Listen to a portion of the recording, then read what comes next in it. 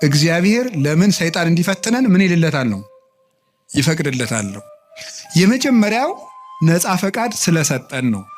እስቲ ነፃ ፈቃድ ስለሰጠን በሉ።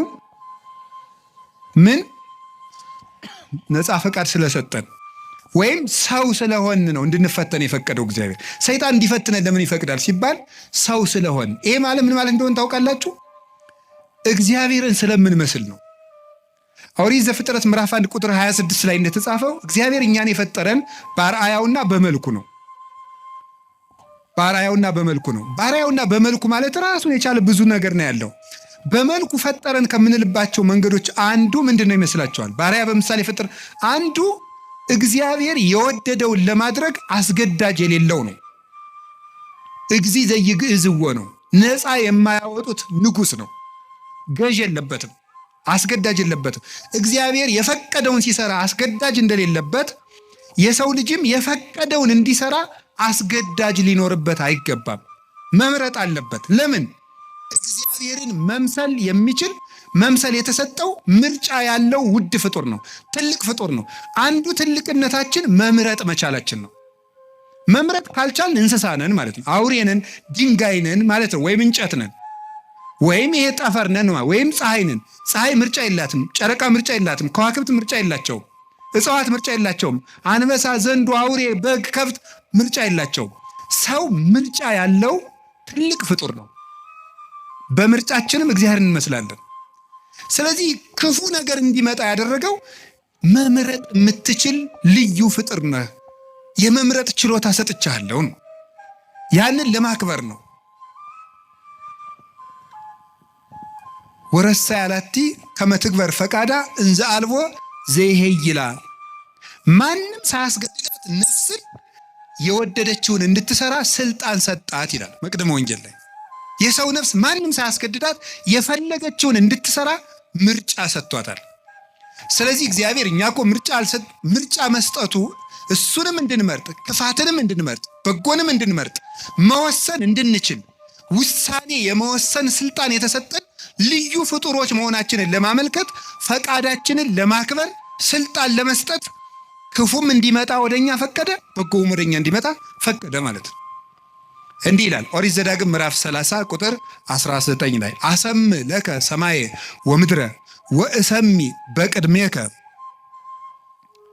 ሕይወተ ወሞተ በረከተ ወመርገመ ህረያ ለሕይወት ከመትሄው አንተይ ወዘርእከ። እኔ በፊትህ ሕይወትንና ሞትን በረከትና መርገምን በፊትህ አስቀምጫለሁ። ሰማይና ምድርን ዳኛ ምስክር አደርግብሃለሁ። ሞትን ትተህ ሕይወትን፣ መርገምን ትተህ በረከትን ምረጥ። የመረጥክ እንደሆነ አንተም ዘርህም በሕይወት ትኖራለህ ይላል። ሞትና ሕይወትን በፊትህ አስቀምጫለሁ፣ በረከትና መርገምን በፊትህ አስቀምጫለሁ። መርገምን ትተህ በረከትን ምረጥ፣ ሞትን ትተህ ሕይወትን ምረጥ። እንዲህ ካደረግክ በሕይወት ትኖራለህ። እግዚአብሔር ይህን ስልጣን ሰጥቶናል። የመምረጥ ስልጣን የሰጠን ፈቃድ ሰጥቶናል። ክርስቲያኖች በየቀኑ ዲያብሎስን ለማሸነፍ ምንድነው ማድረግ ያለባቸው ሲባል ጠንቅቆ መምረጥ መቻል ነው። ሲጠንቅቆ መምረጥ መቻል በሉ። ማመስገንና እርግማን፣ ሌብነትና ምጽዋት፣ ትዕቢትና ትሕትና፣ ቂምና ይቅርታ በየቀኑ ምርጫ ነው። ክርስትና በየቀኑ እየመረጡ መኖር፣ መልካሙን እየመረጡ መኖር። ስለዚህ ሰይጣን ለምንድነው የሚፈትነን ካላችሁ፣ ወይም ደግሞ ለምንድነው በሰይጣን እየተሸነፍን ያለን ካላችሁኝ፣ ምርጫችንን መወሰን ስላልቻልን ነው። እግዚአብሔር ለምንድነው ሰይጣን የሚፈትነን ከሆነ በእኛ የሚፈርድብን ለምንድን ነው ከተባለ መርጠን የምንገዛ እኛ ነን እንጂ እስቲ በሞቴ አንተ ና አፍንጫህን ብዬ ሳልጥልህ ና ሲጋራ ጭስ። እስቲ ሰይጣን እንደዚህ ያለው ሰው አለ? አንተ ጆሮን ሳልልህ ና ስከር ያላችኋል? ሰይጣን ተገልጦ አንተ በሰይፍ ሳልልህ ና ዘሙት ያለው ሰው አለ? የለም። ወደን መርጠን ነው። ሰይጣን ነው እንጂ እንደሚያደርገኝ ሰይጣን አይደለም። ራሳችንን ምርጫችን ነው። ሰይጣን አቅራቢ ነው፣ እኛ መራጮች ነን። እግዚአብሔር ደግሞ እንድንመርጥ ያደረገን ክብር ሰጥቶን ነው። እስቲ መርጣችሁ ኑሩ። ሰምታችኋል አይደለም? እንዲሁ ዝም ብሎ እግዚአብሔርን ዝም ብሎ እንደ ራሳችን ኮምፒውተርና ስልክ ዝም ብሎ በፓስወርድ የሚዘጋን የሚቆልፈን ሳይሆን ራስህን መዝጋት መክፈት የምትችል ልዩ ፍጡር አድርጌሃለሁ። የምትወስንበት ችሎታ እውቀት ሰጥቼ ህሊና ሰጥቼ የሚከስ እዚህ ውስጥ ደግሞ የሚያስታውስ ይሄ ነገር ክፉ ነው እምቢል ሰጥቻለሁ። ምረጥ ነው። ታዲያ እንድንመርጥ አድርጎ ስለፈጠረን መልኩን ስለሰጠን ልናከብረው አይገባም እንዴ? እንዲሁ ዝም ብሎ እንደ በሬ ፕሮግራም ስላላደረገ በሬ በቃ እንዲሁ ነው ኑሮ ብሎታ ይኖራል። ምርጫ የለውም። የሚበላውም ምርጫ የለውም። ያው የተወሰነለትን እንዲሁ ሰሞኑ ቲማቲም ልብላ ይላል በሬ ይላል። እስኪ ንገሪ። ኧረ እንዲሁ ሻዩ ላይ ቅርንፉድ ጨምሩበት ይላል በሬ አለ። ምርጫ አለው። እኛ እኮ መምረጥ ስለቻልን እኮ ነው። ይህ ደስ አይላችሁ? የምለብሰውን ይሄኛው ነው፣ ይሄ እንዲህ አይነት ሸሚዝ ደስ አይለኝም የምትል እኮ መራጭ አድርጎ ስለፈጠረ ንጉሥ አድርጎ ነው እኮ የፈጠረ። በራስ እንድትወስን እንድንወስን አድርጎ አንግሶ ነው የፈጠረን። ሰብሰን ዘንጉሥ ውእቱ እያይመረ ሰው ንጉሥ ነበር አላወቀም ነው። ማንም ሳይወስንበት የሰው ልጅ ሕይወቱን እንዲወስን እግዚአብሔር ስልጣን ሰጥቶታል። የመለኮት ተሳታፊ ነው። ሱታፊ አምላክ አለው። እግዚአብሔርን ይመስላል። እግዚአብሔር ሳያስገድደው በከመ ፈቀደ ይገብር ወበከመ ሀለየ ይፌጽም አልቦ ዘይብሎ ምንተ ገበርከ ዘንተ አይሰምከው ዘንተ አሰነይከ። እግዚአብሔር እንደወደደ እንዲወስን ሰው እንደወደደ እንዲወስን ፈጥሮታል። ከቃሉ ጋር ናችሁ? ከቃሉ ጋር ናችሁ? ስለዚህ አሁን ሁላችሁም ሰይጣን እኛን እየገዛን ያለ በምንድን ነው ካላችሁ ነፃ ፈቃዳችንን ተጠቅሙ። እስኪ በሉ አቤት። እንዲያውም አንድ ቅዱስ ዮሐንስ አፈወርቅ የሚለዋል እንዴ ውብ ሴት ባየ ጊዜ እግዚአብሔርን ለምን ውብ አድርጎ ፈጠረ ትላለህ እንዴ ይላል። ታዲያ ምንድን ነው ማለት ያለብህ? የራስህን ፈቃድ ተቆጣጠር እንጂ እግዚአብሔር ለምን ውብ አድርጎ ፈጠረ ትላለህ እንዴ? ብረቱ ላይ ሄደህ እጅ ቢቆረጥ እግዚአብሔር ለምን ብረት ፈጠረ ትላለህ? ራስህ ባለማስተዋል ተቆርጠህ ማለት። ሰይጣንን የሚቀልድብን በምንድን ነው ካላችሁ በፈቃዳችን። አሁንም ቢሆን በዚህ ዘመን የተሳሳቱ ስብከቶች አሉ። ሰይጣን ማንኛውም ሰው ላይ አለ የሚል ስብከት የለም። ሰይጣን ማንኛውም ሰው እየገዛው ነው፣ አይገዛውም። ነፃ ፈቃድህን ከተጠቀምክ ሰይጣን አይገዛችሁም። ፈቃድ እኔ ሰይጣንን አለ ይሁን ምን አለ መሰላችሁ? ቅዱስ ያዕቆብ ሲናገር ያዕቆብ ምዕራፍ 4 ቁጥር 4 እስከ 6 ሲናገር ምን አለ? ኦሆ በልወ ለእግዚአብሔር እንበየ በልወ ለጋኔን ወይርቅ እምኔክሙ። እግዚአብሔርን እሺ በሉት ጋኔንን እምቢ በሉት ከእናንተም ይርቃል ይላል። እግዚአብሔርን እሺ በሉት ጋኔንን እምቢ በሉት ከእናንተም ይርቃል። ሰይጣንን እምቢ በማለት ማራቅ ይቻላል። አልፈልግም በማለት በፍላጎታችን ሰይጣንን አለማቅረብ እንችላለን። በፍላጎታችን የእግዚአብሔር መሆን እንችላለን። የእግዚአብሔር መሆንም ፈቃድ ነው። አሁን አንዳንድ ሰው ይላል እንዲሁ እግዚአብሔር እንዲሁ ጥሩ ሰው ቢያደርገኝ ይላል። እንዴ የወራችሁ ሰው እኮ እንጨት አይደለም፣ በግድ አይጠረም። ፈቃድ ያለው ፍጡር ነው። አስፈቅዶ ነው የሚያድነህ። እንዲሁ እግዚአብሔር ሌሊቱን እንደው እንዳልተኛ ቢያደርገኝ አያደርግም እያልኳችሁ ነው። አያደርግም። ወደ መርጠህ ነው ማድረግ። ለምን ያስገድዳል እግዚአብሔር? እግዚአብሔር ለምን ፈቃዱን ያጋጫል? ፈቃድ ሰጥቶ እንደገና ለምን ያስገድዳል? እንዲሁ እግዚአብሔር ዓለሙን ሁሉ ጥሩ ቢያደርገው ምን ችግር አለ? አያስገድድማ። ነፃ ፈቃዱንሳ እንደዚህ ያድሩ። ከቃሉ ጋር ናችሁ። እግዚአብሔር ከሁላችን ጋር ይሁን። ስለዚህ እግዚአብሔር እንድንፈተን ያደረገን በምንድን ነው? ነፃ ፈቃድ። ክርስቲያን ማለት በየቀኑ እየመረጡ መወሰን ማለት ነው። ክርስቶስ የሚወደውንና ለራስ የሚጠቅመንን ነገር መወሰን ነው። ውሳኔያችሁ ላይ ከተጠነቀቃችሁ ሰይጣንን ድል መንሳት ይቻላል ከእግዚአብሔር ቸርነት ጋር ማለት ነው። እንዲሁ ይህን ስፖርት ጌታ ሆይ እንዲሁ ይህን ስፖርት አላቀ ትላላችሁ አትሉ? ትላለህ? እስቲ ስለ ስፖርት አላቀ ብሎ የጸለየ እስቲ ትላላችሁ? እንዲሁ ይህን ጂም የሚባል የሚዘጋ አምላክ ብሎ የሚያውቃል? ለምንድን ነው ደስ ብሏችሁ የምትሰሩት? ስትራፖ እያያዛችሁ ደረቱ ጋር እያያዛችሁ ለምንድን ነው ያን የምትሰሩት? ለውጡን ስለምታስብ ደስ ብሎ ነው የምትሰራው። ጥንካሬ ስላለ ነገር ጠንካራ ሆናለሁ፣ በደንብ ቶሎ አላረጅም እያላችሁ አይደል የምትሰሩት? ጎባጣ አልሆንም ቀጥ ብዬ እሄዳለሁ እያላችሁ ነው የምትሰሩት እኮ ማለት ነው። ስለዚህ እንደሚያጠነክርህ አውቀህ ነው። ነፍስህም እንደዚያው የራሷ ማጠንከሪያ አላት። ነፍስን የሚያጠነክራት ምንድን ነው ካላችሁኝ፣ መከራ ነው የሚያጠነክራት።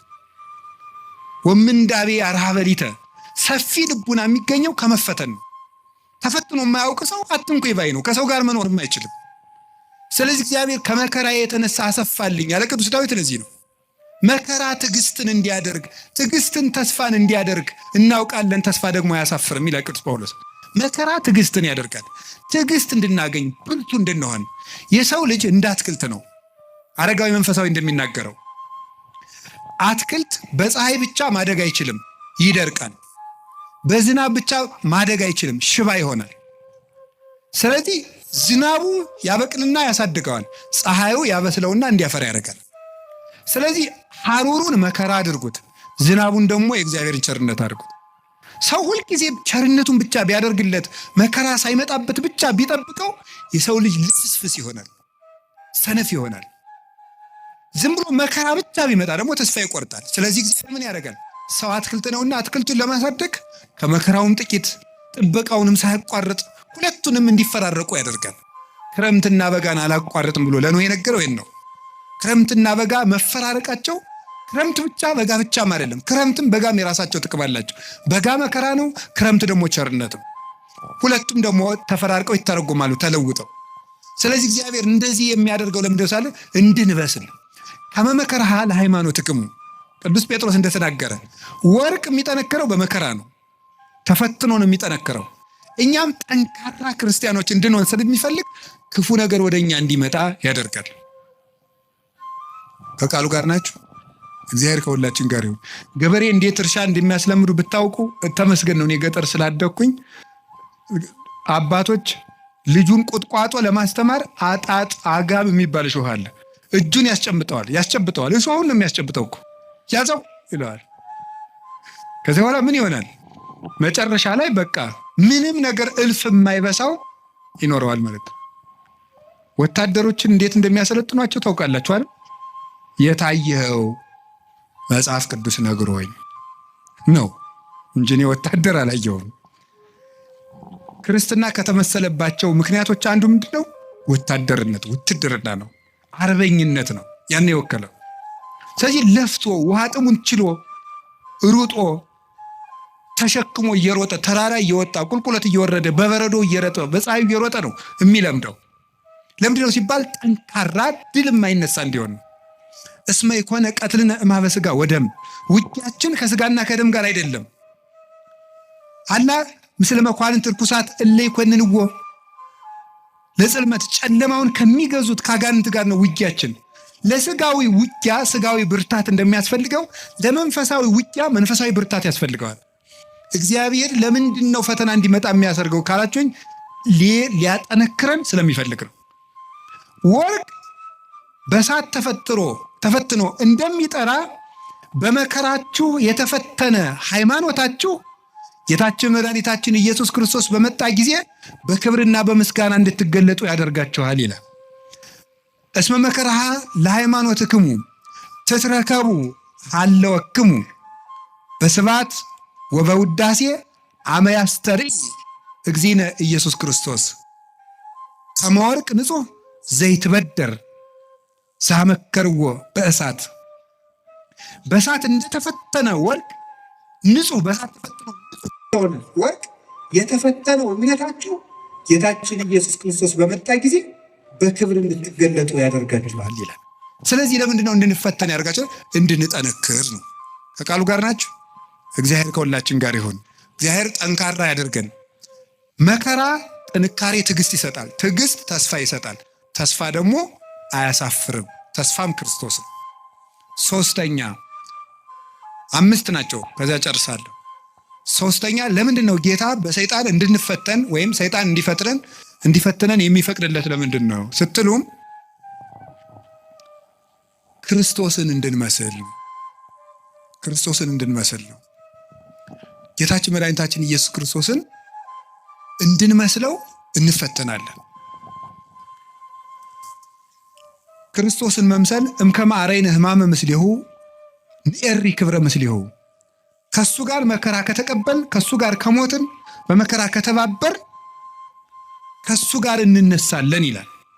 ሕማምነ ዘለሰዓት ክብረ ወስብሐተ አፈድፍዶ ይገብር ለናል። የጊዜው መከራችን የዘላለም ክብርን አብዝቶ ያደርግልናልና ይላል ቅዱስ ጳውሎስ።